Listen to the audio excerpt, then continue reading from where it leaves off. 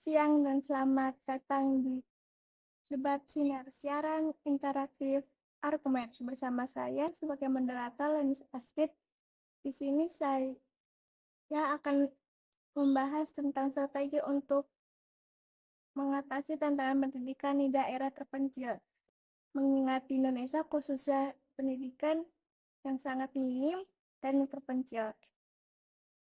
Maka dari itu, siang ini kami akan membahas secara eksklusif dengan dua pembicara kali ini, yaitu Saudari Melalui Zahara dan Saudari Vanessa Sabila yang akan mengulik pembahasan kali ini.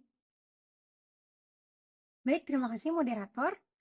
Membahas mengenai strategi pendidikan di daerah terpencil, menurut saya harus adanya sarana dan prasarana yang memadai, karena dengan adanya sarana dan prasarana yang memadai, proses pembelajaran dan penyampaian pendidikan dapat lebih efektif gitu.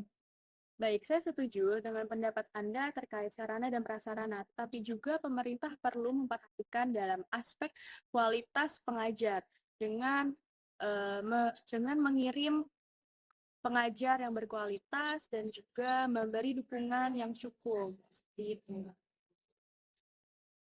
Sesuai yang Anda sampaikan, mendapatkan pengajar yang berkualitas, pemerintah juga perlu memperhatikan penyebaran pengajar di daerah, tidak hanya di kota-kota besar saja, tetapi juga di daerah terpencil, agar daerah terpencil juga bisa merasakan pendidikan yang berkualitas.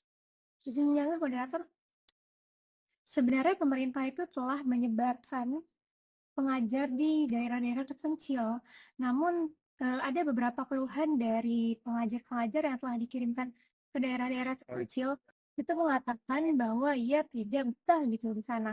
Contoh kasusnya pada di daerah Sulawesi Tengah dan juga Kalimantan Tengah. Pada kasus di sana itu mereka tidak betah disebabkan karena fasilitas yang minim dan juga itu tadi sarana dan prasarana untuk pembelajaran yang tidak memadai.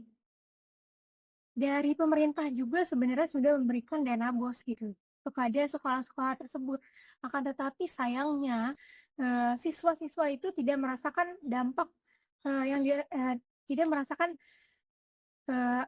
dampak yang perubahan dengan adanya anggaran yang diberikan oleh pemerintah. Entah kemana gitu. Seharusnya dari pemerintah itu seharusnya pemerintah itu tidak hanya memberikan anggaran, tapi juga meminta transparansi dari alokasi dana yang telah diberikan. Supaya apa? Supaya dana tersebut itu jelas gitu, dikeluarkan untuk apa. Seperti itu menurut saya. Oke, baik, saya setuju dengan tanggapan Anda dan juga pendapat Anda terkait transparansi anggaran, tetapi pemerintah juga perlu memperhatikan pelatihan khususnya untuk pengajar secara maksimal, sehingga masalah yang seperti tadi yang telah disampaikan oleh Saudari Meira Ruli itu tidak terjadi kembali dan juga dananya itu jelas bakal dipakai untuk apa dan digunakan untuk apa, seperti itu. baik, terima kasih kepada pembicara. Selanjutnya, saya akan menyampaikan poin-poin penting di diskusi siang ini. Peningkatan sarana dan prasarana di sekolah di daerah terpencil penting untuk efektivitas pendidik. Namun, kualitas mengajar juga harus memperhatikan penyebaran yang merata serta pelatihan dan maksimal untuk menghindari kecurangan pengelolaan dana pemerintah. Transparansi aloka dan harus dibagi ditingkatkan untuk memastikan pengguna dana sesuai tujuan.